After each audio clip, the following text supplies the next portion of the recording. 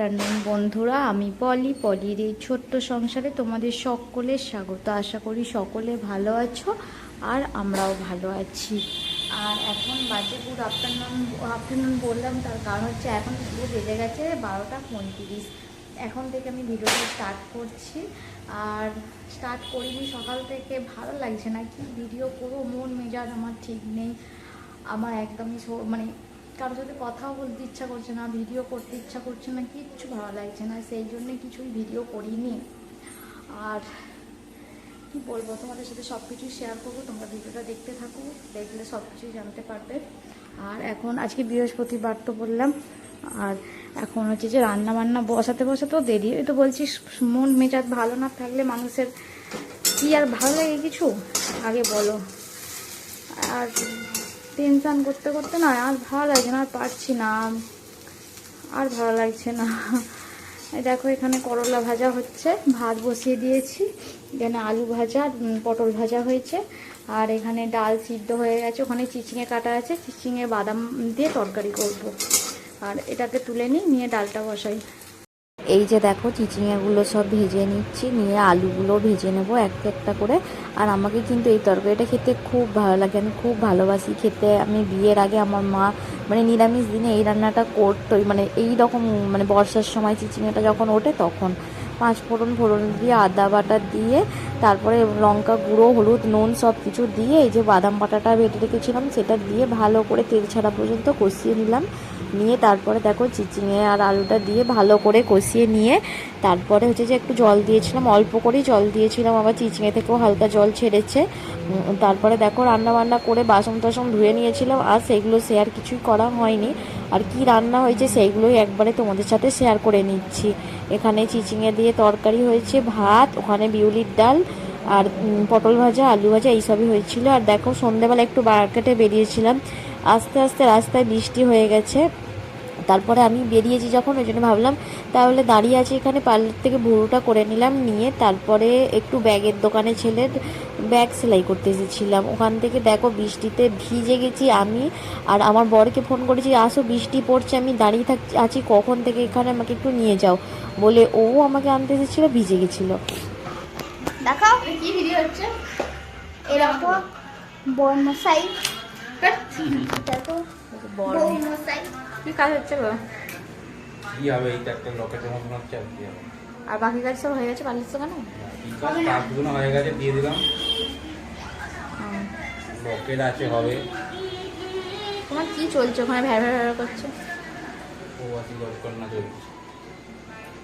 এটা সেই শিবুর কাজটা, ভিতরেটা বসবে, এইটা ছিল তো বড় সাইজ হচ্ছে নাকি? দেখি দাও নেকলেসটা। এসব আমাদের মতো গরিব মানুষরা কোনোদিনই করতে পারবে না, আমার মতো, আমাদের নয়, আমার মতো। এই নেকলেসটা করেছি আমি, দেখিয়ে দাও বন্ধুদেরকে ভালো করে। এটা আমার দিকানে, এটা হবে না, এটা বড় সাইজ হচ্ছে, ওই যে এটার বড় সাইজ হচ্ছে, এটার বড় সাইজ হচ্ছে, এর ভিতরে এইটা তো বড় সাইজটা হচ্ছে, সেটাই বলছি, ছোটটা হবে না, ওটা বড়টা হবে। এইটা করেছি। গ্লাসটা গেল, এই নেকলেসটা আমি করেছিলাম, মধ্যিখানেরটা ছোট হচ্ছে বলে ওই জন্য আবার এইটা একটু বড় সাইজ করে মধ্যিখানেরটা করছি। দেখো খালি পরে পরে শখ মেটাচ্ছে, করতে পারবো কি ঠিক নেই।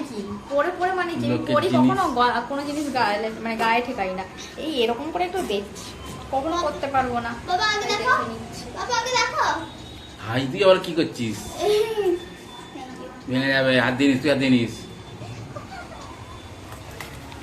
চলো রেখে দিই লোকের জিনিস।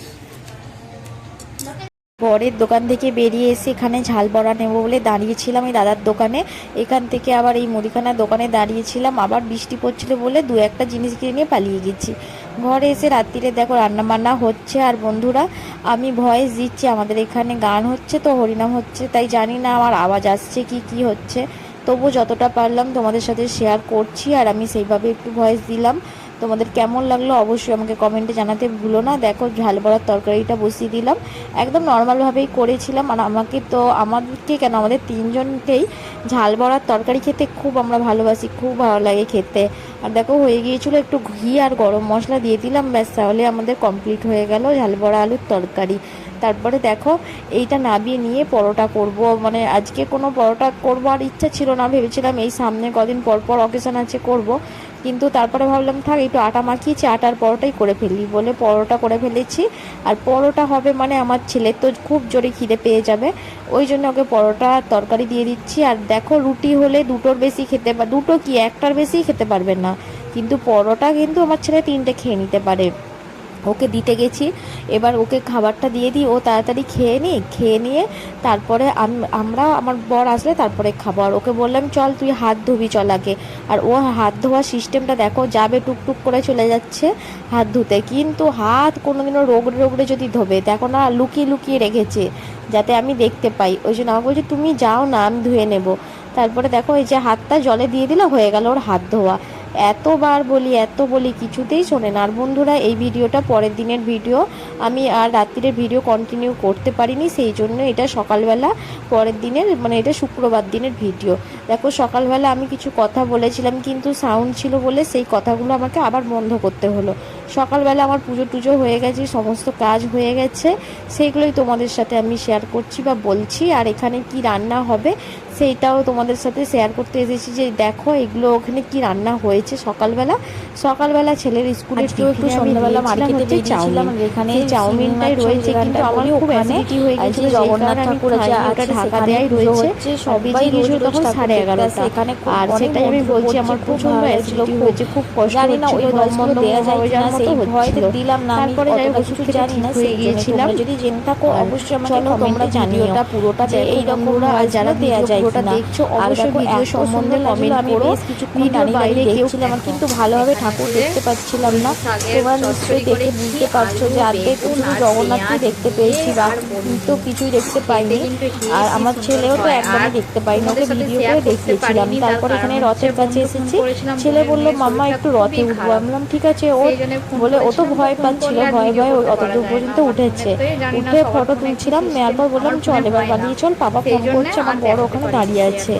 আর আমরা যদি চলে যাই, এবার দেখো মার্কেটে কি ভিড়, সবসময় ভিড় থাকে অবশ্যই, এইসব রাস্তাগুলোতে সব সময় ভিড় থাকে, ভিড় মানে ফাঁকা নেই। তাছাড়া এখন তো জগন্নাথ আছে বলে আরও বেশি ভিড় হচ্ছে।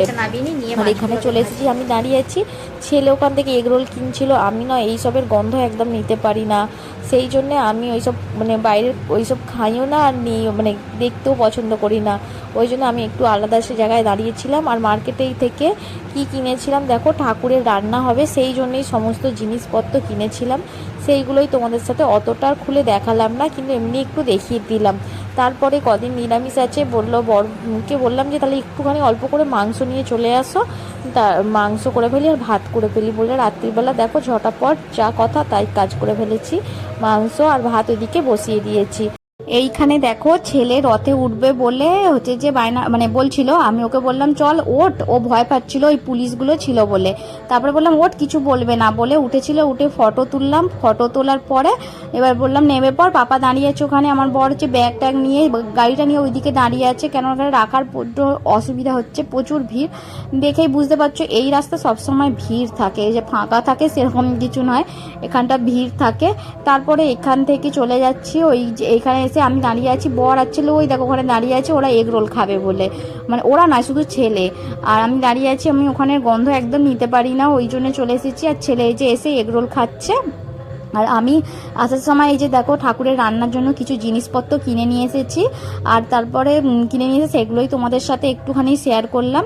আর বরকে বলেছিলাম যে একটু মাংস নিয়ে আসতে, বা বর একটু মাংস নিয়ে এসে দিয়েছিল। আর সেইটাই দেখো মানে যেই কথা সেই কাজ শুরু করে দিয়েছি, মাংস রান্না হচ্ছে এখানে, একদম অল্প করে মাংস আর ভাত হচ্ছে আজকে, কদিন পরপর নিরামিষ আছে তো সেই জন্য আজকে এটাই আমাদের রাত্রিরের মেনু। আর কেমন লাগলো অবশ্যই বলো কিন্তু। এই যে খাবার দাবার বাড়ছি, চলো আমরা খাওয়া দাওয়া করে নিই। ভিডিওটা কেমন লাগলো অবশ্যই বন্ধুরা কমেন্টে জানাতে ভুলো না। ভিডিওটা ভালো লাগলে লাইক কমেন্ট শেয়ার করে অবশ্যই আমার পাশে থেকো। আর কে কোথা থেকে দেখছো ভিডিওটা সেটাও আমার কমেন্টে জানাতে ভুলো না। আর আজকের মতো আসি, টাটা বাই বাই, সকলে ভালো থেকো সুস্থ থেকো, দেখা হবে নতুন আরও একটি ভিডিও। ততক্ষণের জন্য tata bye bye, good night.